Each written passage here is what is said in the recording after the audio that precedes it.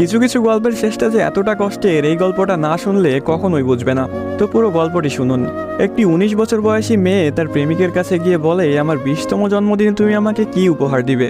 ছেলেটি মুচকি হেসে বলল, এখনো তো অনেক সময় আছে, আর সময় হলে তুমি তোমার জন্মদিনের উপহার পেয়ে যাবে। বেশ কিছুদিন যাওয়ার পর একদিন হঠাৎ করে এই মেয়েটি অজ্ঞান হয়ে যায়।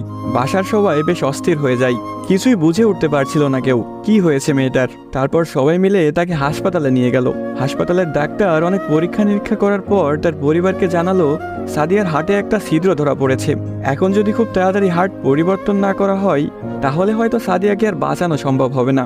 সবাই এই কথাটি শুনে কান্নায় ভেঙে পড়ল। সাদিয়ার মা বাবা কিছুতেই মেনে নিতে পারছিল না।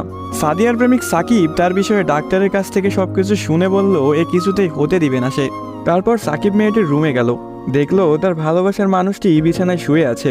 সাকিবের কাছে যেতেই মেয়েটি বলল, সাকিব, আমি মনে হয় আর বাঁচবো না। সাদিয়ার চোখের পানি মুছে দিয়ে সাকিব বলল, কে বলেছে তুমি বাঁচবে না? তুমি খুব শীঘ্রই ভালো হয়ে যাবে। মেয়েটি বলল, তুমি কি করে জানলে? ডাক্তার তো বলেছে আমার হার্টে একটা ছিদ্র ধরা পড়েছে, আর আমাকে বাঁচানো সম্ভব না। ধুর পাগলি, তোমার কিছুই হবে না, দেখো তুমি ভালো হয়ে যাবে। এভাবেই বেশ কিছুদিন যাওয়ার পর সাদিয়া সম্পূর্ণ সুস্থ হয়ে যায় এবং বাসায় ফিরে যায়। বাড়িতে ফিরে এসে সাকিবকে খুঁজতে থাকে, না পেয়ে সাকিবের বাড়ি চলে যায়। সাকিবের বাড়িতে কেউ নেই। অবশেষে সাকিবের ছোট বোনের দেখা পেল সাদিয়া।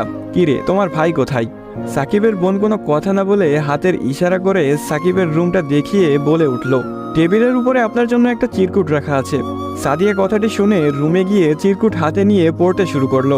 প্রিয়তমা, আমি জানি যেদিন তুমি এই চিরকুটটি হাতে পাবে সেদিন তুমি সম্পূর্ণ সুস্থ হয়ে যাবে, সবকিছু ঠিক হয়ে যাবে আগের মতো, যেমনটা আমি তোমাকে বলেছিলাম।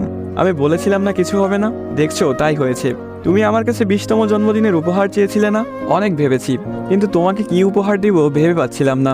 তোমার অসুস্থতার কথা যখন ডাক্তারের কাছ থেকে শুনলাম, যখন বললো একটা হার্ট খুঁজতেছিল, তখন মনে হলো তোমার জন্য এর চাইতে ভালো কোনো উপহার হয় না। আমার হার্টটাই ছিল তোমার জন্য শ্রেষ্ঠ উপহার, যা আমি তোমাকে দিয়ে গেলাম। মন খারাপ করো না, আমি আকাশের ওই উপর থেকে তোমাকে সব সময় দেখব।